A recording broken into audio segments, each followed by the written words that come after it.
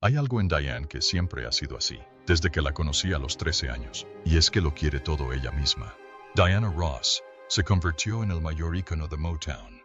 Pero si los rumores son ciertos, descubrir cómo lo hizo podría hacer que no la veas con los mismos ojos, por haber tenido una aventura con Smokey Robinson mientras él estaba casado. ¿Dijiste que de verdad salieron juntos en algún momento? Sí. Bueno, ¿duró mucho o fue breve? Bueno, probablemente duró más de un año porque estaba casado en ese momento. Además, tuve una aventura con Berry Gordy. Hay tantas cosas, ¿sabes? Puedo empezar por ser una muy buena amiga, una amante, una mentora. Algunos creen que Diana Ross llegó a la cima a base de sexo, lo cual, por supuesto, es una crítica a su talento. No podemos asegurar si su ascenso se debió más a su cercanía con la cúpula de la Motown que a su talento como cantante, pero sí sabemos que es lo que creen algunos en la industria. Analicémoslo. Smokey, muchas gracias. ¿Pero qué haces aquí? Creí que estabas en Burbank con tu programa. No, espera, cariño. Este es mi micrófono. En aquel entonces, corrían muchos rumores sobre Smokey Robinson y Diana Ross. Uno de los más descabellados decía que eran los verdaderos padres de Michael Jackson. Suena loco, ¿verdad? La mayoría se rió de la idea. Yo tampoco lo creo. Pero déjame decirte de dónde salió ese rumor. Motown tenía muchas relaciones secretas. Eran jóvenes, salvajes y vivían a un ritmo acelerado. Esto pasó después. Sí, después. Bueno, después de casarme, ya sabes, después de que los fichara con Motown y todo eso, ahí fue cuando empezó todo. La gente se juntaba por todas partes. La idea de que Smokey Robinson y Diana Ross tuvieran una aventura no debería sorprender a nadie. Motown estaba lleno de drama. Smokey incluso intentó ligar con la esposa de Berry Gordy en algún momento. Cuando Smokey tenía 12 años, conoció a Diana Ross. Vivía a solo 4 casas de la suya. Diana Ross es una muy buena amiga mía. ¿Vale? Crecimos a 4 casas de distancia y siempre hemos sido muy unidos. Ella era un poco menor que él, y en ese entonces, él no sabía que cantaba. Para él, era solo una niña más del barrio. Se veían a menudo, pero no había nada especial entre ellos en aquel entonces. No fue hasta años después que descubrió su talento para el canto. Diana y su familia se mudaron posteriormente a Brewster Projects, una comunidad de viviendas en Detroit. Cuando descubrí que cantaba fue cuando se mudó de la cuadra. Se mudó a un lugar llamado Brewster Projects. Un día después de que Smokey ya había empezado a trabajar con Motown Records, Diana lo llamó, le dijo que tenía un grupo de canto y quería que los escuchara. Esperaba que él les ayudara a conseguir un contrato con Motown. Esta fue la primera vez que Smokey se dio cuenta de que ella se tomaba la música en serio. Antes no tenía ni idea de que ella quisiera ser cantante.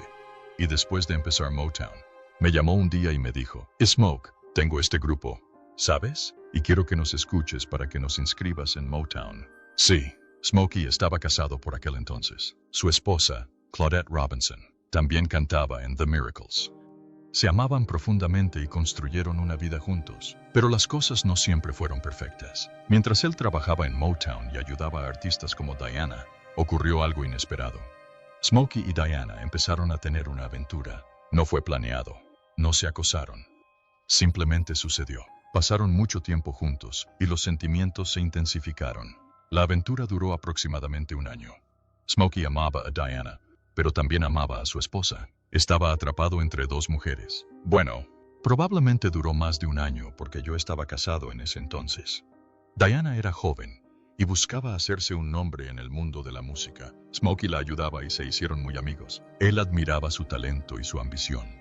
Era una mujer hermosa y él no pudo resistirse, pero Diana empezó a sentirse culpable. Conocía a Claudette y sabía que Smokey aún amaba a su esposa. Un día, le dijo a Smokey que no podía continuar con la aventura. No quería hacerle daño a Claudette. Smokey lo comprendió. Respetó los sentimientos de Diana y su relación romántica terminó. Aunque el romance terminó, su amistad no. Smokey y Diana mantuvieron una estrecha relación a lo largo de los años. Tenían un vínculo especial que nunca se desvaneció. Smokey siempre hablaba maravillas de Diana. Decía que era una de las personas más cercanas a él. Él nunca dejó de preocuparse por ella. Muchos creen que Diana lo amaba, pero ella también sabía que su relación no podía durar para siempre. Su carrera estaba en auge y tenía grandes sueños de convertirse en una estrella solista. Stark and Smokey. Un hombre casado, podría traerle problemas. Decidió terminar su relación pensando que era la mejor opción para su futuro. Smokey quedó desconsolado cuando Diana lo dejó. Él realmente la quería y no le fue fácil dejarla ir. Más tarde dijo que entendía por qué había tomado esa decisión, pero aún así le dolió profundamente. Su estrecho vínculo nunca volvió a ser el mismo. Algunos creían que había tensión entre ellos tras la ruptura.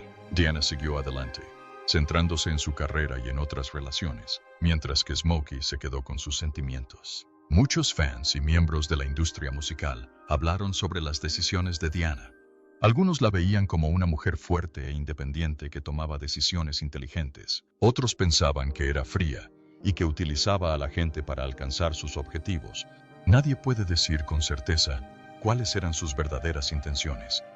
Algunos dicen que le gustaba la idea de poner celosas a otras mujeres. Quería que la gente supiera que podía tener a cualquier hombre que quisiera. Por ejemplo, Diana Ross tuvo una aventura con Eddie Kendricks de The Temptations antes de que él se casara.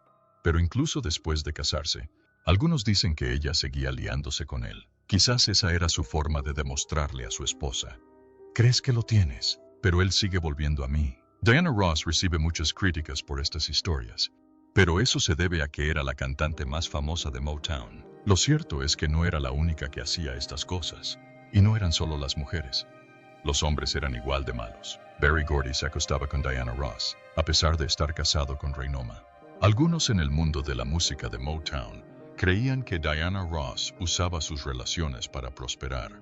Creían que se relacionaba con hombres poderosos para impulsar su carrera. Uno de ellos era Berry Gordy, el fundador de Motown.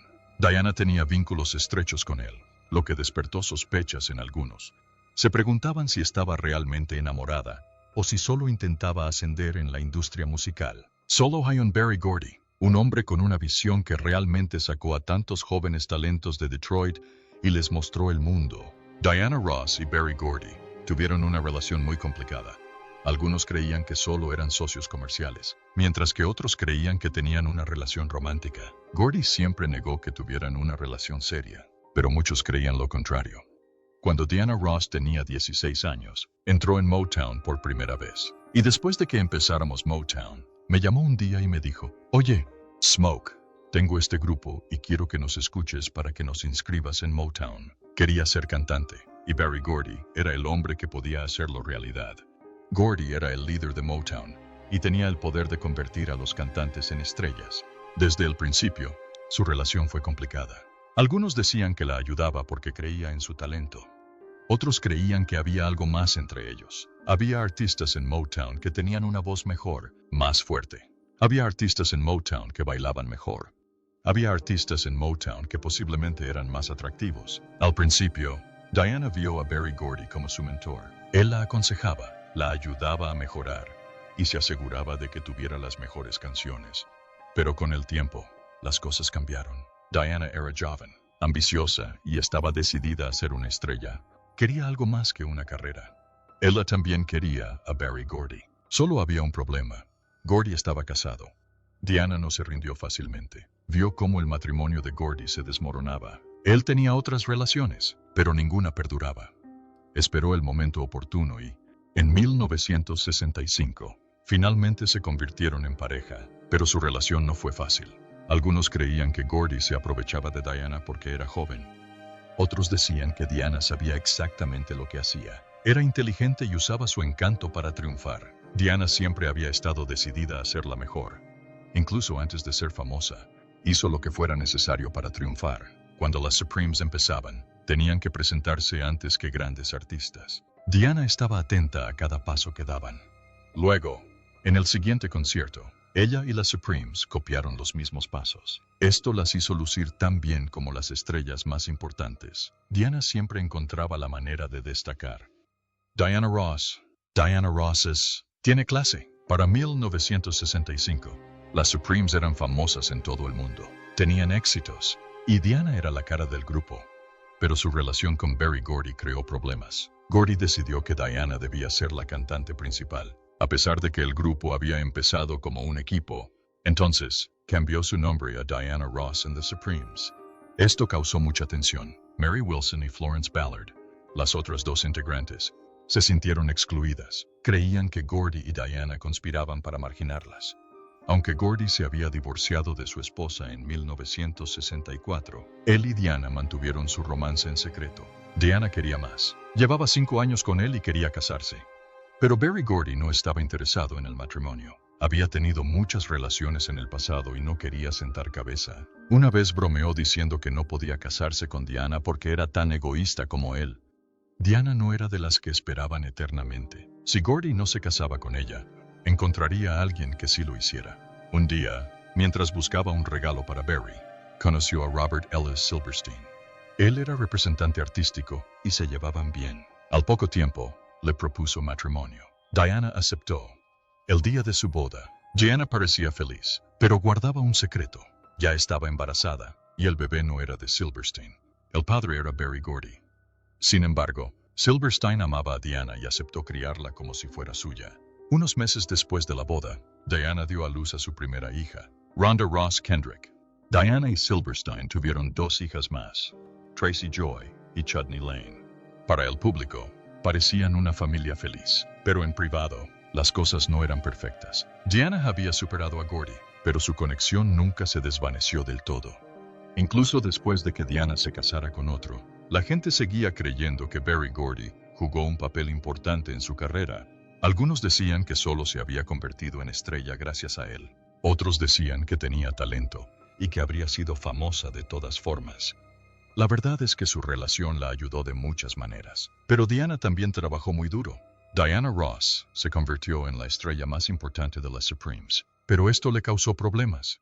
Al principio, las Supremes eran un grupo de 3 talentosas mujeres. Diana Ross, Florence Ballard y Mary Wilson. Cantaban juntas y compartían protagonismo. Cuando regresamos a este edificio en Detroit, todos nuestros discos ya estaban en las listas. Todos éramos famosos, todos éramos artistas tradicionales. Pero todo cambió cuando Berry Gordy, el fundador de Motown, empezó a prestarle especial atención a Diana. La nombró cantante principal y, con el tiempo, el grupo se centró más en Diana que en los demás. Con el tiempo, incluso cambió su nombre a Diana Ross and the Supremes. Esto hizo que Florence Ballard se sintiera excluida. Me da la impresión de que Diana Ross tuvo suerte, en el sentido de que había gente a su alrededor, como sabemos, Berry Gordy, director de Motown, quien la identificó como la indicada. Había sido una parte importante del grupo, pero ahora la habían dejado de lado.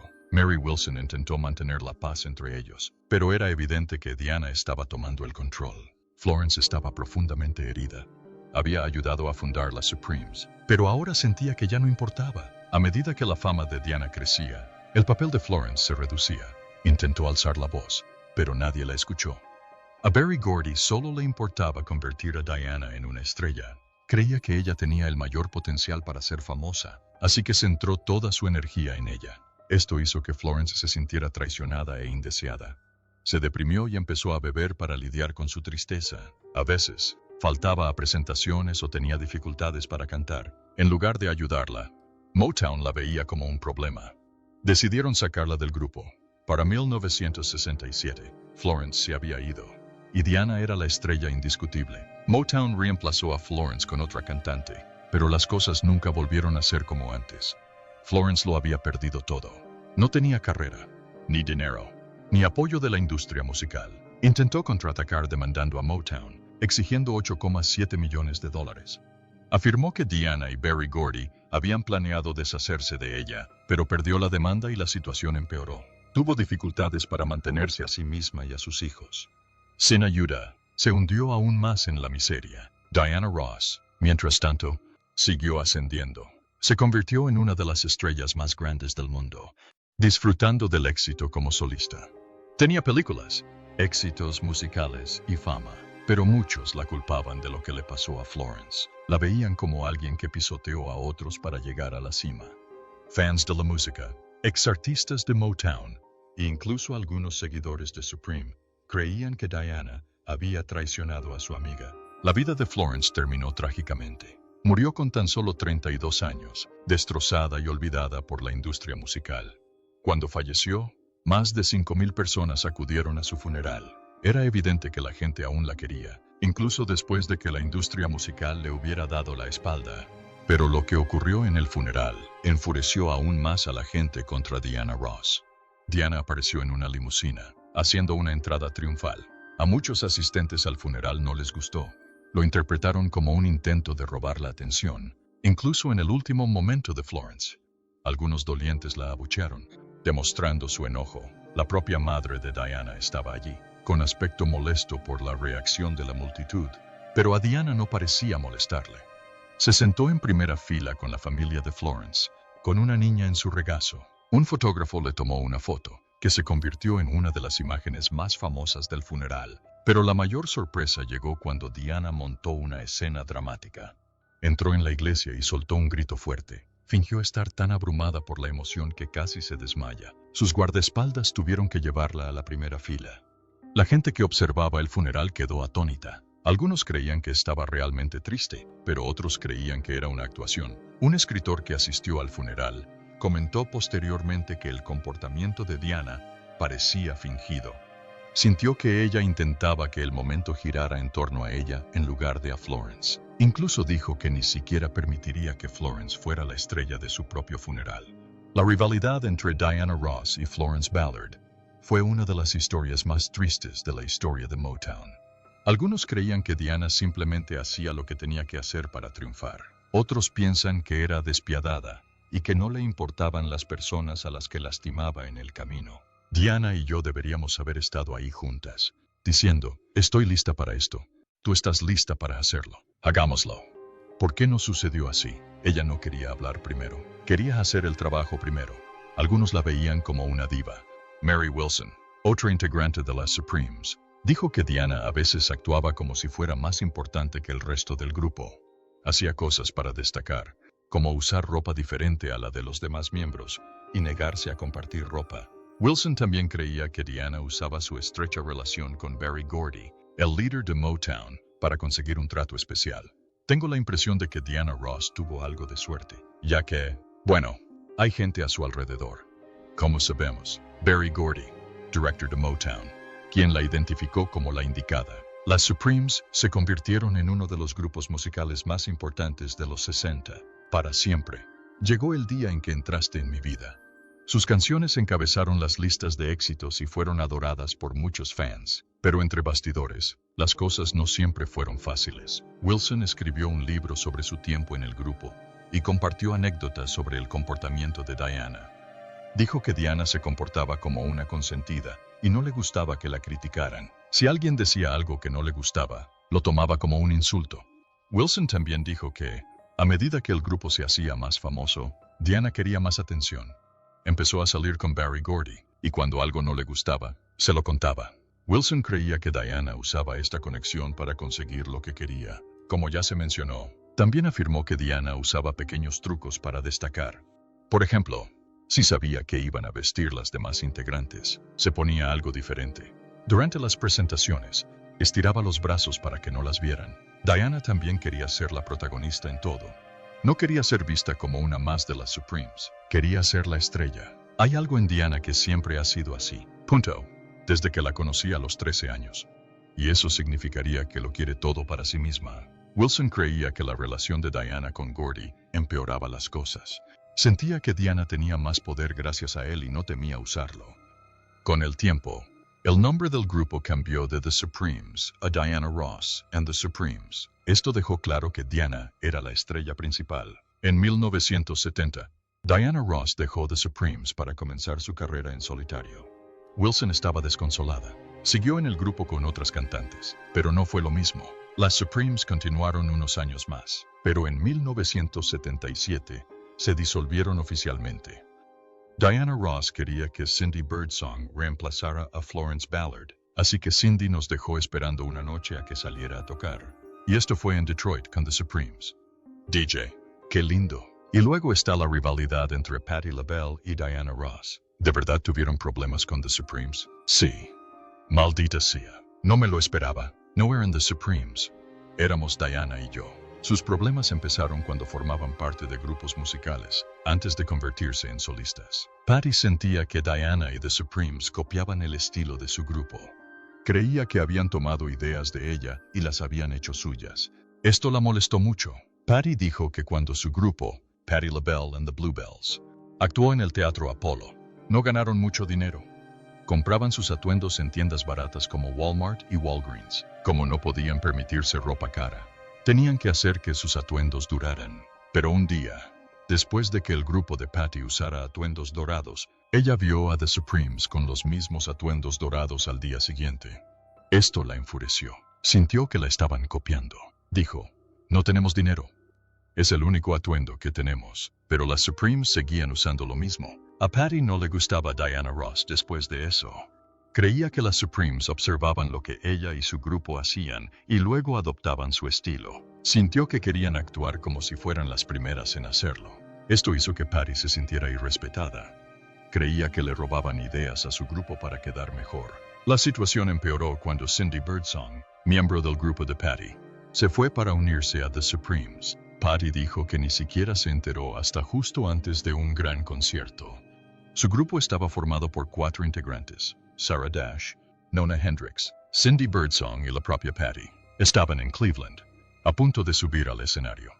Pero entonces, Patty se dio cuenta de que algo andaba mal. En lugar de 4 personas, solo había 3. Cindy se había ido. Así que Cindy nos dejó esperando una noche a que saliera a tocar.